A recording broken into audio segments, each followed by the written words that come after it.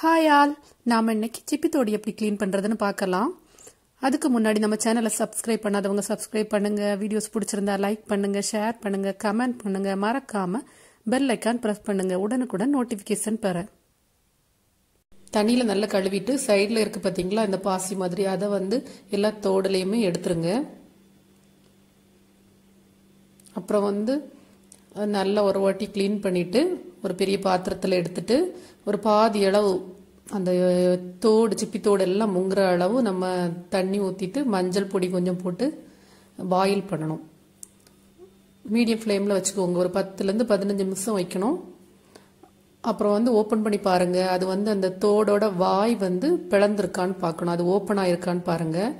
எல்லா சிப்பி தோடுலையுமே அப்படி ஓப்பன் ஆயிடுச்சுன்னா ஓகே, நல்லா குக் ஆயிடுச்சு, பாயில் ஆயிடுச்சுன்னு அர்த்தம். நம்ம ஆஃப் பண்ணிட்டு எடுத்து ஒரு பாத்திரத்தில் வச்சுட்டு நான் எடுக்கிற மாதிரியே க்ளீன் பண்ணுங்க. ஒரு ஓடை கையில் எடுத்து வச்சிட்டிங்கன்னா ஈஸியாகவே இந்த மாதிரி எடுத்துடலாம். ஃபஸ்ட்டு எல்லாத்தையுமே எடுத்து வச்சிடலாம் ஒரு பவுலில். இதோட ஹெல்த் பெனிஃபிட்ஸ் கொஞ்சம் சொல்கிறேன். இதில் விட்டமின் ஏ, பி, B12 இருக்குது நிறைய. அப்புறம் மினரல்ஸ் பாஸ்பரஸ் அண்ட் சிங்க் இருக்குது. இது ஒரு ஒமேகா-3 ஃபேட்டி ஆசிட். அதனால இது வெயிட் லாஸ் இருக்கிறவங்களுக்கு கண்டிப்பாக யூஸ் பண்ணலாம். நிறைய வாட்டி யூஸ் பண்ணிக்கலாம், எந்த பிரச்சனையும் வராது. ஓகே, இப்போ எப்படி க்ளீன் பண்ணுறதுன்னு பார்க்கலாம். ஃபர்ஸ்ட் ஃப்ரண்ட் சைடு ஓப்பன் பண்ணி வச்சுட்டு அதில் ஜெல்லி மாதிரி இருக்கும் பாருங்க. ஆனால் திக்காக தான் இருக்கும் அது. அதை அப்படியே நான் எடுக்கிற மாதிரியே அப்படி க்ளீன் பண்ணுங்க கை வச்சு. கொஞ்சம் பாசி மாதிரி தான் இருக்கும். அதை கொஞ்சம் நீட்டாக க்ளீன் பண்ணிடுங்க.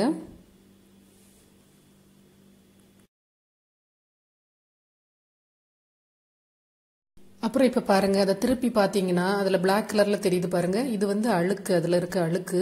இது கண்டிப்பாக க்ளீன் பண்ணணும். நிறைய பேருக்கு இது தெரியாது க்ளீன் பண்ணணும்னு. அதை நான் எடுக்கிற மாதிரியே அப்படியே கரெக்டாக பிச்சு எடுத்துருங்க அந்த இடத்துலேருந்து. சில சிப்பியில் கீழேயும் இருக்கும் அந்த அழுக்கு. அதனால மேலேயும் கீழேயும் கரெக்டாக செக் பண்ணிக்கோங்க இருக்குதான்னு. இதில் இருக்குது பார்த்தீங்களா, அதனால அதை கரெக்டாக பார்த்து க்ளீன் பண்ணிடுங்க. ஏன்னா இதோட சமைச்சு நம்ம சாப்பிடும்போது சில டைம் நமக்கு அஜீரண கோளாறு ஏதாவது வர சான்ஸ் இருக்கு. அதனால கண்டிப்பா அதை கிளீன் பண்ணிருங்க.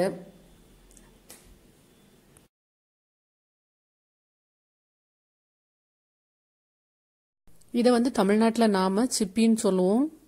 சில இடங்களில் தோடுன்னு சொல்லுவாங்க. சில இடங்களில் சேர்த்து கூட சொல்லுவாங்க. இங்கிலீஷ்ல என்ன சொல்லுவாங்கன்னா மசல்னு சொல்லுவாங்க. இது கன்னியாகுமரி அப்புறம் கேரளாலாம் கொஞ்சம் ஸ்பெஷலான ஃபுட்.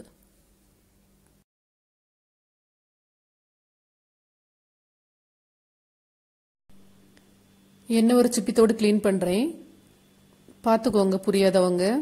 ரொம்ப ஈஸி தான். இதை நினச்சி பயப்படலாம் வேண்டாம், ஈஸியாக பண்ணிடலாம். இன்னும் கொஞ்சம் டைம் மட்டும் எடுக்கும் நமக்கு. ஒழுங்காக க்ளீன் பண்ணிட்டே யூஸ் பண்ணுங்க கண்டிப்பாக.